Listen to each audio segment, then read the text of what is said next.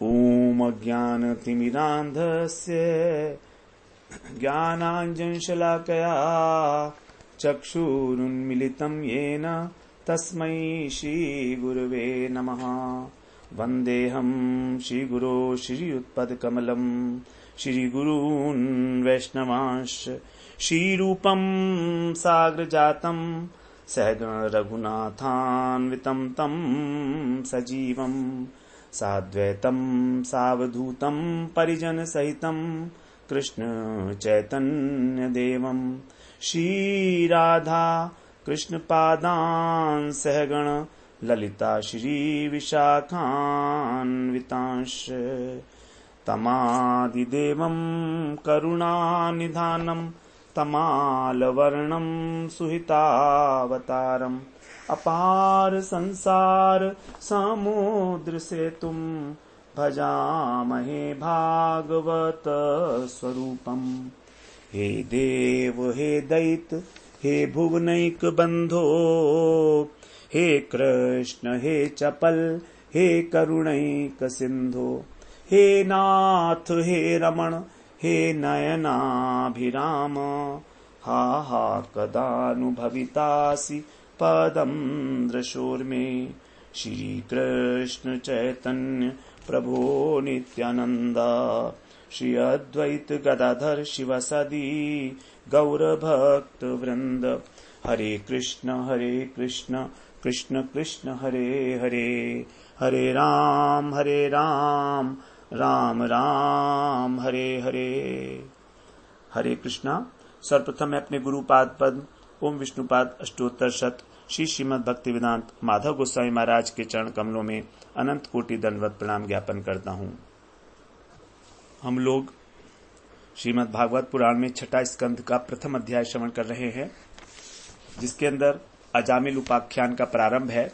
हमारा ये 20वां प्रकरण है, जिसमें मनुष्य के ऊपर जो कृपा करते हैं भगवान, मनुष्य पोषण प्रकरण है। तो इसमें अजामिल के ऊपर कृपा की है भगवान ने। तो इसके अंदर जो है परीक्षित महाराज प्रश्न पूछ रहे हैं कि मनुष्य जो है जानते हुए भी बार बार पाप वासनाओं से विवश होकर कर्म करता है, पाप करता है, तो फिर ऐसी अवस्था में प्रायश्चित का क्या लाभ है? क्योंकि तो प्रायश्चित किया फिर पाप किया, तो ऐसा हो गया जैसे हाथी को स्नान कराना। वो तो बाहर आकर फिर वैसे ही धूल मिट्टी ऊपर अपने डाल देता है, तो स्नान कराना और ना कराना बराबर हो गया। तब सुखदेव जी बड़ी रहस्य की बात बताते हैं कि कर्म के द्वारा कर्म का कभी नाश नहीं हो सकता, आत्यांतिक नाश नहीं हो सकता, लेकिन फिर भी कहा गया है क्योंकि पाप भी कर्म है और प्रायश्चित भी कर्म है। तो कहा इसलिए गया है कि अज्ञानी पुरुष को कुछ समझ में नहीं आएगी बात, लेकिन जो ज्ञानी लोग हैं वे अनेक प्रकार से विचार विमर्श करके ज्ञान मार्ग का अवलंबन करके पाप को नष्ट करते हैं, उसका प्रायश्चित करते हैं तपस्या, ब्रह्मचर्य, शौच इत्यादि यम नियम के द्वारा। लेकिन जो भगवान के भक्त हैं, जो भगवान की शरण में, वो केवल अनन्य भक्ति के द्वारा ही सब प्रकार के पाप नष्ट कर देते हैं। बल्कि कर क्या देते हैं, हो जाते हैं उनके पाप अपने आप। भक्त तो कभी चिंता ही नहीं करता है, भक्त को चिंता नहीं होती है कि उसने बहुत पाप किए हैं, वो तो भक्ति से अपने आप नष्ट हो जाते हैं उसकी। और दूसरी बात बताई कि हमारी जो हृदय की शुद्धि है वो भगवान के भक्तों की सेवा करके जितनी पवित्र होती है वैसी किसी प्रकार से नहीं हो सकती, तपस्या इत्यादि के द्वारा। इसीलिए सुखदेव जी का ऐसा मत है निश्चित रूप से कि जो भक्ति का पथ है यही सर्वश्रेष्ठ है, यही भय रहित है और कल्याण स्वरूप है। और बड़े बड़े साधु लोग भी इसी पर चलते हैं। फिर उदाहरण दिया, जैसे शराब से भरा हुआ घड़ा यदि हमने गंगा जी में भी डुबो दिया तो शुद्ध नहीं हो सकता। उसी प्रकार से जिसके अंतःकरण में पाप भरा हुआ है वो चाहे कितना ही बाहर से शुद्ध होता रहे, तप कर ले, इंद्रिय संयम कर ले, लेकिन वो अंदर से शुद्ध नहीं होगा कभी भी। तो इसीलिए वो कह रहे हैं कि अपने मन को तुम भगवान के अंदर निवेशित करो, क्योंकि जो मन है हमारा यही पाप कराता है। और मन की गति होती है अधोगामी, जैसे जल। अब जल तो नीचे की ओर ही बहेगा, उसी प्रकार से हमारा मन जो है विषयों की ओर धावित होता है। अब यदि हमको भगवान में लगाना है मन, तो क्या करना पड़ेगा? उसको हमें मोटर लगानी पड़ेगी मंत्र में। मन को, मोटर, क्योंकि मोटर से ही पानी ऊपर चढ़ाया जा सकता है। प्रयास करना पड़ेगा, प्रयास करना पड़ेगा, निवेशित करना पड़ेगा, एक बार, कम से कम एक बार, जिससे कि उसका रस तो आए, भक्ति का रस तो आए।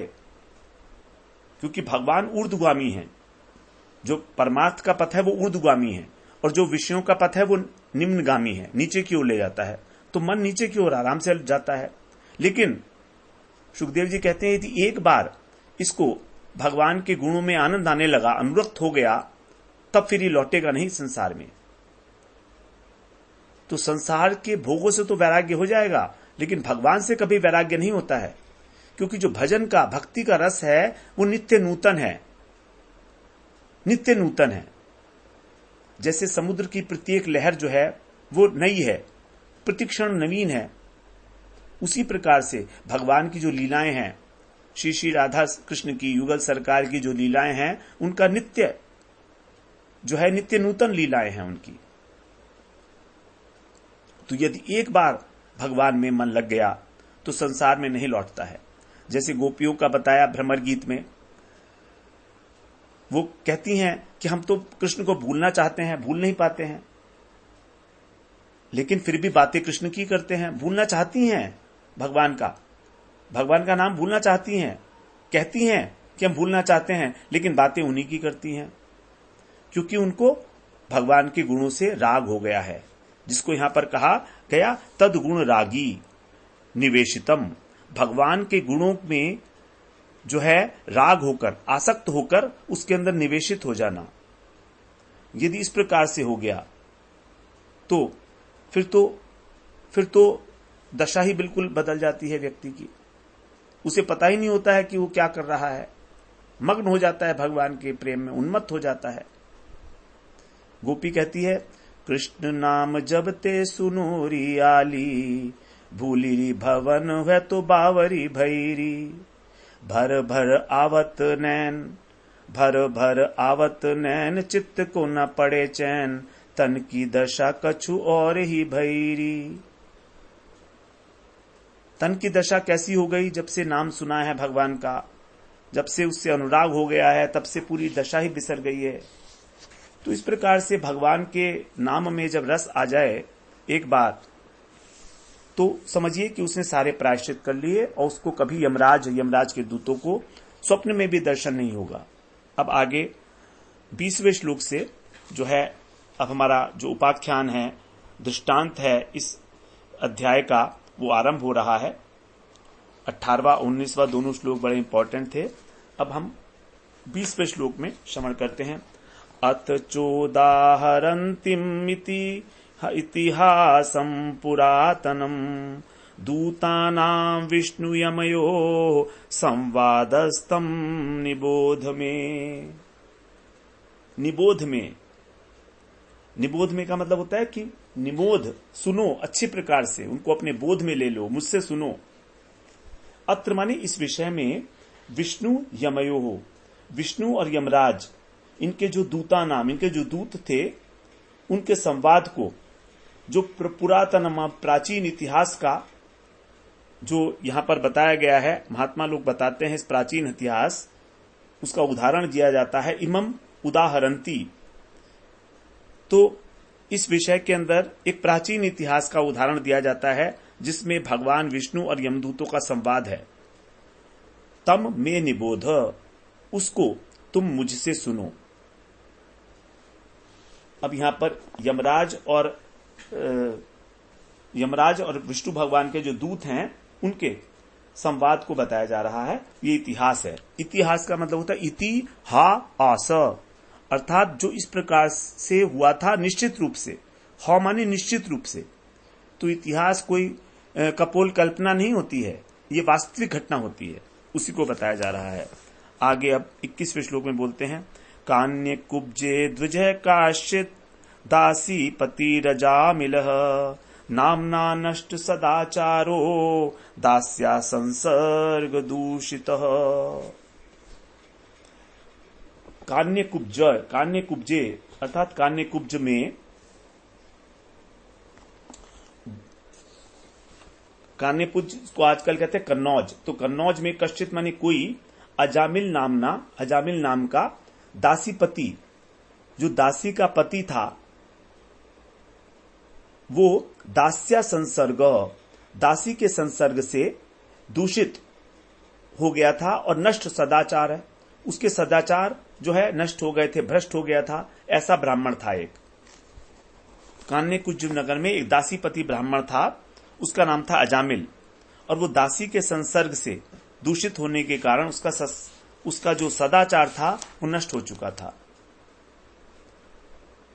तो दासी का पति, दासी का मतलब कहा जाता है वैश्या, वैश्या का जो पति था, क्योंकि वो धन की जो दासी है उसको वैश्या कहा गया है, क्योंकि वैश्या कौन होती, जो उसको धन देता है, उसकी सेवा करती है, तो उसकी दासी हो गई। इसीलिए यहां पर दासी का अर्थ होता है वैश्या।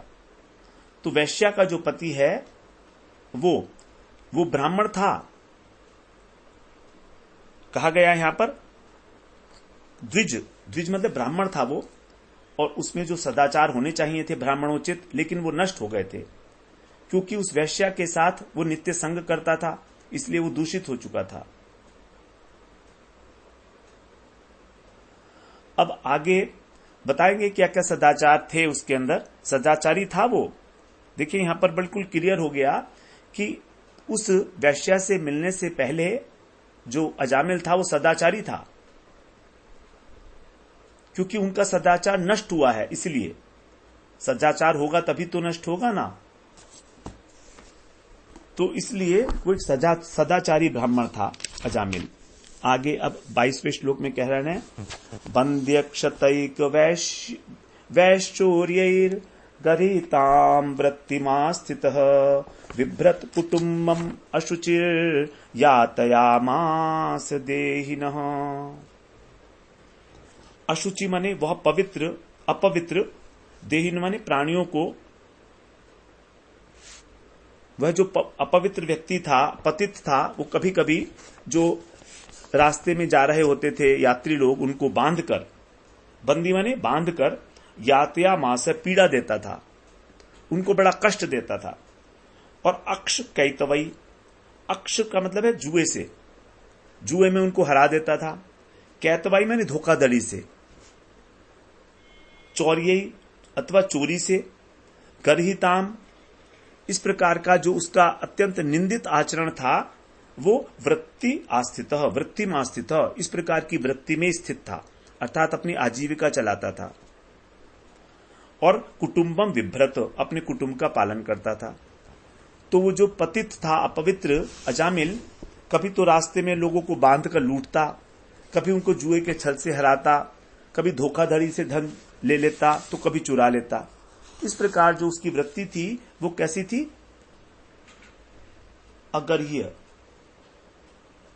गर्हिताम, गर्हिता माने अत्यंत निंदनीय वृत्ति थी, जिससे वो अपनी जीवन निर्वाह कर रहा था। तो यहां पर कर रहा था, या मास, यात या मास में वर्तमान काल है यहां पर, तो उसकी वृत्ति बता रहे हैं, जीवन निर्वाह का साधन क्या था। किडनैपिंग करता लोगों का, जुआ खेलता, कपट करता, चोरी करता, 4 प्रकार के दुष्ट आचरण बताए जो सभी निंदित है, निकृष्ट वृत्तियां है। और स्वयं भी वो अशुचि मतलब अपवित्र हो चुका था, और इसी से जो है सबका भरण पोषण करता था, इस प्रकार से। अब 23वें श्लोक में बोलते हैं, एवं निवसतस्तस्य लालयानस्य तत्सुतान कालयोत्य गान महान राजन्नष्टाशीत्यायुष समा।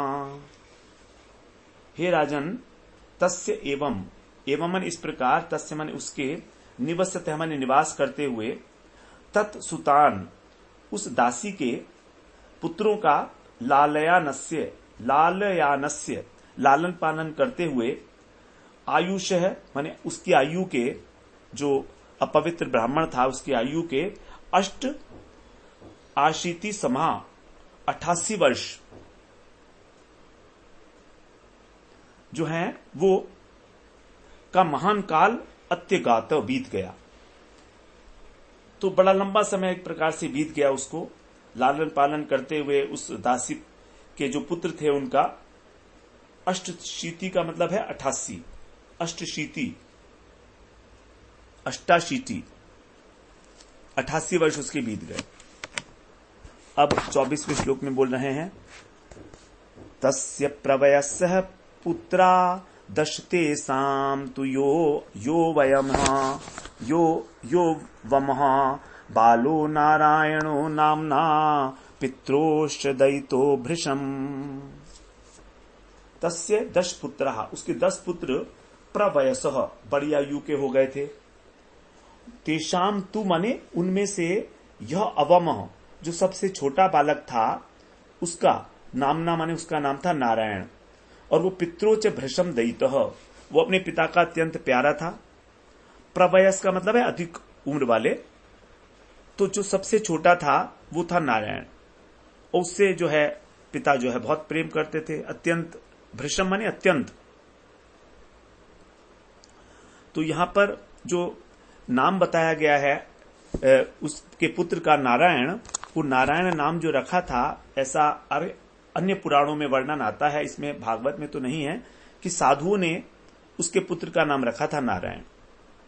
कुछ साधु आए थे उसके घर पर जब वो नहीं था अपने घर पर, और जो उस गांव के शरारती बच्चे होते हैं, तो जब उन्होंने उनसे पूछा साधुओं ने कि हम लोग जो हैं आज हमको जो है विश्राम करना है इस गांव में, तो आप हमें बताइए कि कहां पर हम लोग भिक्षा कर सकते हैं। तो उन्होंने जो है शरारत में अजामिल का घर का इशारा कर दिया। अब वो अजामिल के घर चले गए, तो वहां पर जो है अजामिल उस समय घर में नहीं था, उसकी पत्नी थी वो वैश्या। तो उन्होंने कहा कि हम तो अभी अंदर तो आपका भोजन तो नहीं कर सकते हम, क्योंकि आपके पति नहीं है, लेकिन आप हमको कुछ वो दे दो, सीधा दे दो। तो उन्होंने कुछ उनको सीधा दे दिया, अन्न दे दिया कच्चा, और उन्होंने फिर बाहर वहीं पर ही पेड़ के नीचे अपना भोजन बना के और उसको भगवान को अर्पित करके पाया। चलते हुए फिर उनके मन में आया कि हमने इसका भोजन पाया है, कुछ देना चाहिए। तो जो अजामिल था उसकी पत्नी थी, तो उन्होंने उसके छोटे बच्चे का नाम जो है नारायण रख दिया था। ऐसा बहुत समय पहले बताया गया था, ये जब नारायण शायद हुआ भी नहीं था, तब उस समय की बात है, गर्भ में ही था बच्चा। तो उन्होंने कहा था तुम्हारा जो पुत्र होगा उसका नाम नारायण रखना। तो इस प्रकार कह के वो चले गए थे। और इसलिए पुराणों में, अन्य पुराणों में एक कथा आती है कि साधुओं ने जो है उसके पुत्र का नाम नारायण रखा था, और वो बड़ा प्रेम करता था अपने छोटे पुत्र को। अब 25वें श्लोक में बोलते हैं, सबद्ध हृदयस्तस्मिन् अर्भके कलभाषिणी निरीक्षमाणास तल्लीलाम मुमुदे जठरो भृशम। तस्मिन माने उस कलभाषिणी, कल का मतलब था सुंदर, मधुर। तो जो मधुर भाषी अर्भक माने बालक था, उसमें बद्ध हृदय, उसका हृदय जो है बंधा हुआ था, अर्थात उसे बड़ा प्रेम करता था वो। और स जरठ, और वो बूढ़ा अजामिल, जरठ का मतलब बूढ़ा, 88 वर्ष का तो हो ही गया है। तत् लीलाम निरीक्षण माणः, उसके लीलाओं को, उसकी खेल देखकर, क्रीड़ाएं देख देख कर भृशम मुमुदे, बहुत आनंदित होता रहता था। तो वृद्ध अजामिल अत्यंत मोह के कारण उसने अपना सारा हृदय जो है अपने बच्चे को दे दिया नारायण को, और तोतली सी भाषा बोलता बच्चा सुन सुन के जो है उसको फूला नहीं समाता था वो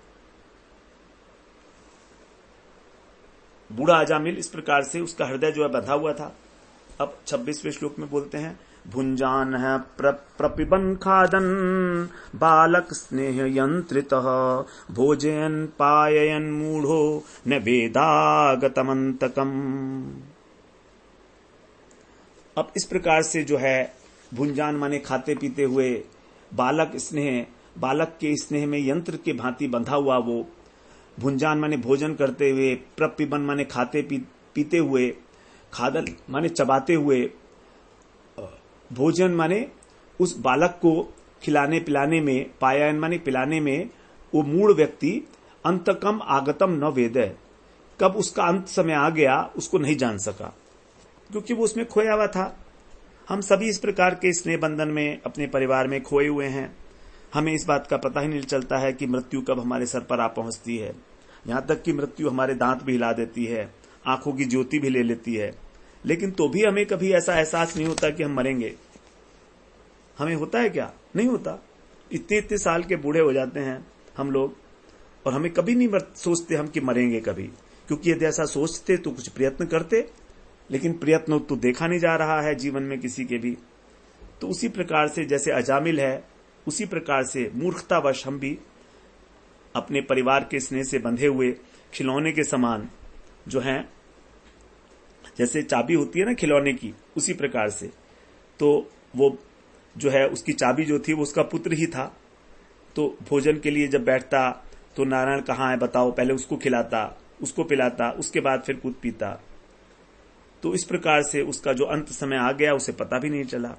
मृत्यु कब हमारे सर पर आ गई हमें पता भी नहीं लगता है।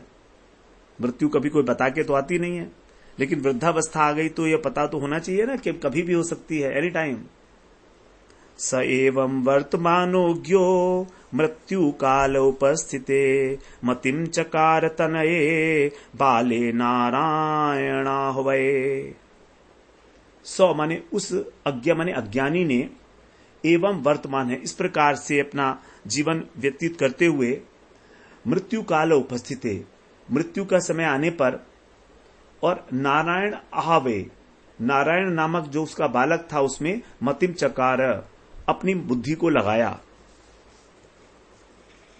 तो मृत्यु का समय आ पहुंचा, लेकिन अब भी वो अपने पुत्र नारायण के विषय में ही सोच रहा है, उसी में अपनी बुद्धि का जो है उसने संयोजन कर रखा है। मृत्यु को पहचान नहीं पाया और नारायण को जो है बुलाता है, बुद्धि उसी में लगी है। अब आगे 28वें श्लोक में बोलते हैं, सपाश हंता स्त्रीन दृष्टवा पुरुषान भृशदारुणान वक्रतुंडान ऊर्ध्वरोम्ण आत्मानम नेतुमागतान। अब बिल्कुल यमदूत जो है उसको दिखाई देने लगे हैं।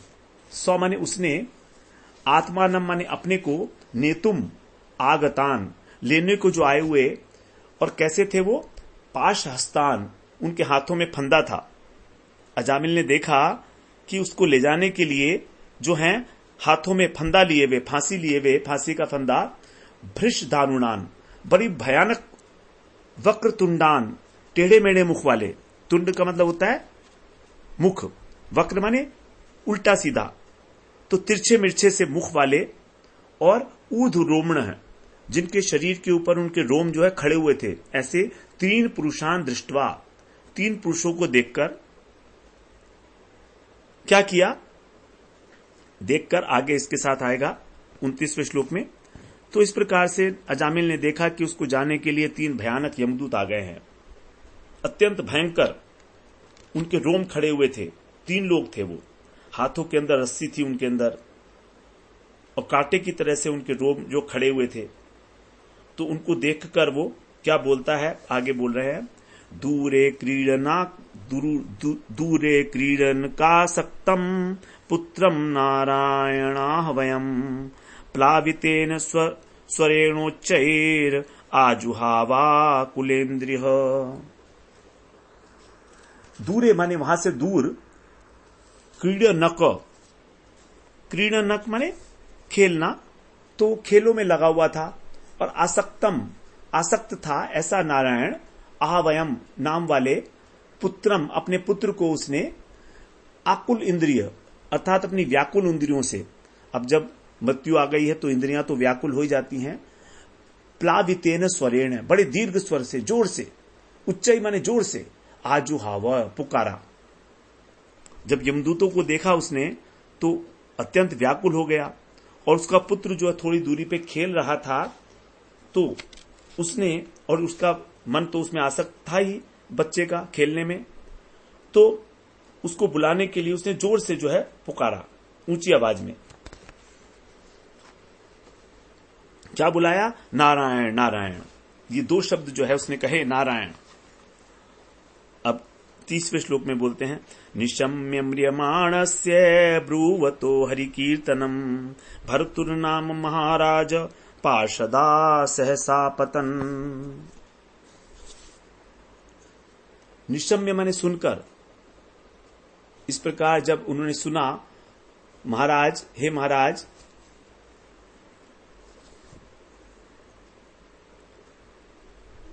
म्रियमाणस्य, मरते हुए जो अजामिल था उसने, हरि कीर्तनम, भगवान का कीर्तन नाम का जब किया, भर्तुर नाम, अपने जब स्वामी का नाम उन्होंने पुकारा हुआ सुना, ब्रुवत माने पुकारना और निशम माने सुनना, तो भगवान के जो पार्षद थे सहसा अपतन, अचानक से उनके जो पार्षद थे वहां पर आ गए बड़े वेग के साथ, झटपट।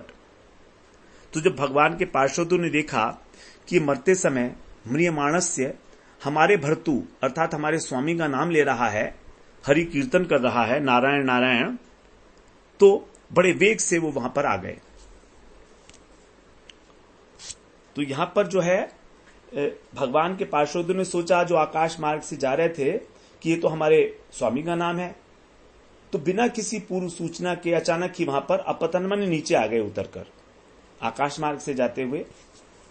अब 31वें श्लोक में बोलते हैं, विकर्षतोऽन्तर्हृदयात् दासीपति मजामिलम यम प्रेक्ष्यान विष्णुदूता वारयामास उरोजसा। दासीपति, यहां पर भी दासीपति कहा अजामिल को, उस वैश्या का जो पति था अजामिल, वो उसके अंतःहृदयात, हृदय के भीतर से जो उसका सूक्ष्म शरीर था उसको खींच रहे थे। विकर्षता माने खींचते हुए। यम प्रेक्ष्यान, यमराज के जो दूत थे, तो यमराज के दूत उसके हृदय से उसके सूक्ष्म शरीर को खींच रहे थे। विकर्षतः, उनको यमदूता, यम भगवान, वो विष्णु दूता, भगवान के दूतों ने ओजसा वार्यामासु, बलपूर्वक, ओजसा माने बलपूर्वक, वार्यामासु माने रोक दिया। तो जो बलपूर्वक खींच रहे थे, नहीं, बलपूर्वक नहीं खींच रहे थे वो लोग, तो जो उसकी आत्मा को खींच रहे थे सूक्ष्म शरीर के साथ, इतने में ही जो है विष्णुदूत के आने पर उन्होंने अपने तेज के द्वारा उसको रोक लिया खींचने से, अर्थात उनके प्राण अभी निकले नहीं थे, क्योंकि हमारी जो आत्मा है वो साथ में ही जाती है सूक्ष्म शरीर के, इसीलिए कह रहे हैं यहां पर। अब 32वें श्लोक में कह रहे हैं, उच्चुर निषेधितांस्तास्ते वैवस्वत पुरः सरा के यूयम प्रतिषेधारो धर्मराजस्य शासनम।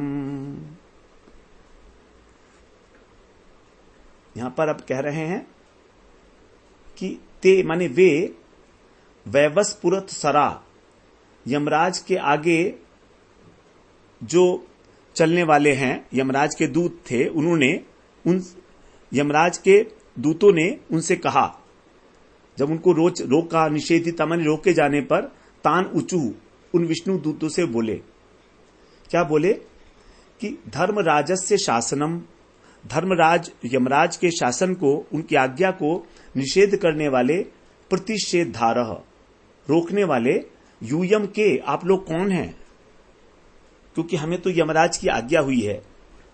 तो यमराज का एक नाम वैवस्वत भी कहा गया है, तो यमराज का नाम है वैवस्वत। तो उन्होंने हमको भेजा है और उनकी यह आज्ञा है, तो इसीलिए वो पार्षदों से बोले कि यहां पर 3 लोकों के अंदर तो धर्मराज का शासन चलता है, फिर उसको विरोध करने वाले तुम लोग कौन हो। अब 33वें श्लोक में बोलते हैं, कस्य वा कुत आयातः कस्मादस्य निषेधथ किम देवा उपदेवा वा यूयम किम सिद्ध सत्तमः। तुम किसके दूत हो, कस्य माने किसके सेवक हो, वा कुतः और कहां से आए हो, आयाता माने आए हो, अस्य कस्मात निषेध है और इसको ले जाने के लिए, कस्मात माने किस लिए, निषेध है निषेध कर रहे हो, हमें रोक क्यों रहे हो। किम यूयम देवा, क्या आप लोग देवता हो, वा उपदेवा अथवा कोई उपदेवता हो, अथवा सिद्ध सत्तमा कोई सिद्ध पुरुष हो, श्रेष्ठ सिद्ध पुरुष हो, आप क्या हो। तो जो यमराज के दूत हैं वो बोलते हैं कि आप हमें क्यों रोक रहे हो, आप कौन हो।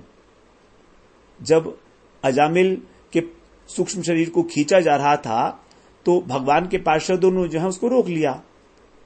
तब वो पूछ रहे हैं कि यहां पर तो तीनों लोकों में धर्मराज का, यमराज का ही शासन चलता है, इसलिए आप रोकने वाले हो कौन? 34वें श्लोक में बोलते हैं, सर्वे पद्म पलाशाक्षा पीत कौशेय वाससः किरीटिनः कुंडलिनो लसत पुष्कर मालिनः। अब जो विष्णु के दूत है उनके शोभा का वर्णन है कि किस प्रकार के दिखते हैं भगवान के जो दूत हैं। वो कह रहे हैं आप जो हैं सर्वे माने सबके सब, पद्म पलाश अक्षा, कमल दल लोचन हो आप। पद्म माने कमल, तो कमल, पलाश माने पल्लव, तो कमल दल के समान आपके जो नेत्र हैं। पीत कौशेय वासस है, और पीला रेशमी वस्त्र पहने हो, पीतांबर धारण किए हुए हो, रेशमी वस्त्र हो, और किरीटिन है, सब मुकुट पहने हो, कुंडलिन है, कुंडल भी पहने हो, पुष्कर मालिन है, लसत, और कमल की जो माला है उससे आप सुशोभित हो। 35वें श्लोक में बोलते हैं, सर्वे च नूतन अवयसः सर्वे चारु चतुर्भुजा धनुर्निशंगा सिगदा शंख चक्राम्बुजश्रियः। सर्वे माने सभी, आप नूतन वयस, नई अवस्था वाले हो, अर्थात किशोर हो। जैसे भगवान किशोर हैं, नित्य 16 वर्ष के हैं, उसी प्रकार से सर्वे चारु, सब सुंदर, 4 प्रकार के हो, सुंदर हो, और चतुर्भुज, सुंदर 4 भुजाओं वाले हो। धनु निशंग, धनुष भी है आपके पास, तरकस भी है, असी माने तलवार, गदा, शंख चक्र और कमल से सुशोभित हो। आपके कर कमल में सब जो है शंख चक्र गदा पद्म सब हैं ये, और धनुष और तरकस भी लिए हुए हो आप। और 36वें श्लोक में बोलते हैं यहां पर, दिशो वित्तिमिरालोका कुर्वन्तः स्वेन रोचिषा किमर्थं धर्मपालस्य किंकरान्नो निषेधथ। स्वेन रोचिषा, रोचिषा माने होता कांति शरीर की, तो आप अपनी अंग कांति से, दिशा माने दिशाओं का, वित्तिमिरः अंधकार दूर कर रहे हो, तिमिर माने अंधकार, और आलोकः और उसको प्रकाशपूर्ण, कुर्वंत माने कर रहे हो। धर्मपालस्य, धर्मराज के जो हम सेवक हैं, नौ माने हम, किंकिरान माने सेवकों को, किम अर्थम निषेधथ, किस प्रयोजन से आप रोक रहे हो? हम धर्मराज के सेवक हैं, हमको क्यों रोक रहे हो? आपका कारण क्या है रोकने का? आप हमें ये बताइए। तो पहले बताया कि आप कितने तेज, आपके अंदर कितना तेज है, और हम इस बात को स्वीकार करते हैं, लेकिन आप हमें ये तो बताइए कि कारण क्या है जो रोक रहे हो आप। अब सुखदेव जी कहते हैं, श्री शुकुवाच इत्युक्ते यमदूतैस्तैर्वासुदेवोक्त कारिणः तान् प्रत्युचुः प्रहस्येदं मेघनिर्हरादया गिरा। देखिए अब पार्षद जो है उनकी ध्वनि, उसकी जो आवाज है वो कैसी है, बड़ी सुंदर बताई है। 37वें श्लोक में, इति उक्तः, इस ऐसा कहने पर, तई यमदूतई, उन यमदूतों के द्वारा, वासुदेव, भगवान वासुदेव के जो उक्त कारिण, आज्ञाकारी पार्षद हैं, भगवान वासुदेव के जो आज्ञाकारी पार्षद हैं, उन्होंने प्रहस्य माने हंसकर, तान प्रति उनसे, मेघ निर्हरादया, मेघ गर्जन के समान, गिरा माने वाणी, अच्छा गंभीर वाणी से, इदम उचुहु ऐसा बोले। तो मेघ के समान गंभीर वाणी से, तो भगवान की जो वाणी है उसको भी कहा जाता है वो मेघ के समान है भगवान। तो इसी प्रकार से उक्त कारिण्य माने आज्ञाकारी, तो थोड़ा सा हंसे वो, और फिर इस प्रकार से गंभीर वाणी में बोले। अब पार्षद कह रहे हैं 38वें श्लोक में, विष्णु दूता उचुहु यूयम वै धर्मराजस्य यदि निर्देशकारिणः ब्रूत धर्मस्य नस्तत्वं यच्च धर्मस्य लक्षणम्। भगवान के पार्षद कहते हैं,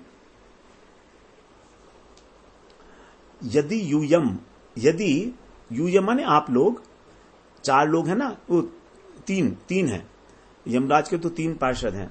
तो आप यदि तुम लोग वही माने निश्चित रूप से धर्मराजस्य निर्देशकारिण हैं, धर्मराज जो यमराज हैं उनके आज्ञा पालक हो, तो नह माने हमको धर्मस्य तत्वम, धर्म का तत्व, और यत माने जो धर्मस्य लक्षणम, जो धर्म का लक्षण है, ब्रूत माने हमें बताओ आप।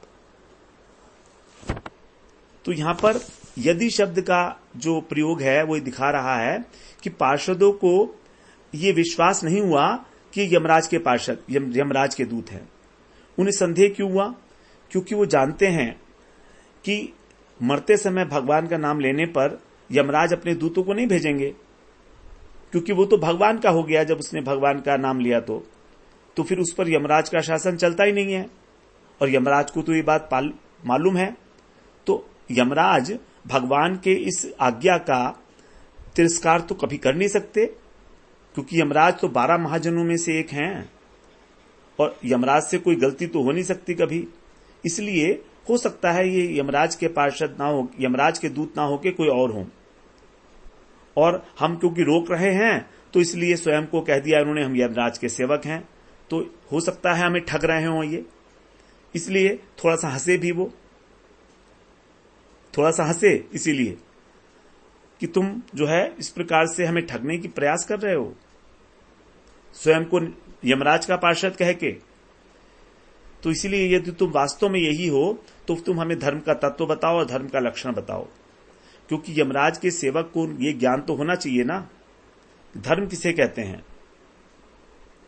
तुम हमको लक्षण भी बताओ, उनका प्रमाण भी दो कि तुम उन्हीं के सेवक हो, हमें पता कैसे लगेगा।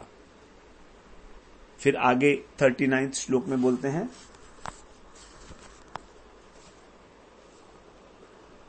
कथं स्वित ध्रियते दंड किम वास्य स्थानमीप्सितम दंड्या किम कारिण सर्वे आहो स्वित कति चिन्नाम। दंडम कथम स्वित ध्रियते, दंड जो है किस प्रकार दिया जाता है ये आप हमें बताओ। वा माने अथवा, किम अस्य ईप्सितम, अथवा इसका जो अभीष्ट स्थान माने पात्र है वो कौन है, किसको दंड दिया जाना चाहिए ये भी बताओ। किम सर्वे कारिण है दंडिया, क्या सभी लोग कर्म करने वाले जो हैं वो दंड के पात्र हैं, दंडनीय हैं।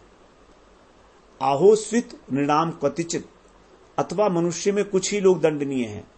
4 प्रश्न उन्होंने पूछे, 2 प्रश्न तो पहले पूछा है, धर्म का तत्व बताओ, धर्म का लक्षण बताओ, और फिर अब इस श्लोक में 4 प्रश्न पूछ रहे हैं यमराज के दूतों से। दंड किस प्रकार दिया जाता है, नंबर 1, दंड किसको मिलना चाहिए, उसका पात्र कौन है, नंबर 2, क्या सभी जो व्यक्ति कर्म करने वाले हैं दंडनीय होते हैं, नंबर 3, और क्या मनुष्यों में कुछ ही दंडनीय है और कुछ दंडनीय नहीं है। तो इस प्रकार के जो 4 प्रश्न हैं वो विष्णु दूतों ने यहां पर पूछे। 39 श्लोक में दंड क्यों धारण किया जाता है, ये दंड जो है तुम्हारे हाथ में किसके लिए लाए हो तुम इसको, इसका जो धर्म, इसका जो दंड का प्रयोग जो करोगे तुम किस स्थान पर करोगे, अर्थात उसका पात्र कौन होगा, और क्या मृत्यु लोक के जो भी कर्म करने वाले लोग हैं वो सभी दंडनीय हैं, चाहे कुछ भी करो दंड तो मिलेगा ही मिलेगा, क्या ऐसी धारणा है तुम्हारी। अथवा मनुष्यों के अंदर भी कुछ दंडनीय होते हैं और कुछ नहीं होते हैं। तो कम से कम इतना विवेक तो तुम्हें होना चाहिए। तो यदि तुम ये सब बातें जानते हो तो हमें बताओ। तो इस प्रकार 6 प्रश्न टोटल पूछे गए विष्णु दूतों के द्वारा यमदूतों से। अब हम यमदूत क्या उसका उत्तर देंगे वो अगले सत्र में श्रवण करते हैं 40वें श्लोक से। वांछा कल्पतरुभ्यश्च कृपा सिंधुभ्येव च पतितानां पावनेभ्यो वैष्णवेभ्यो नमो नमः।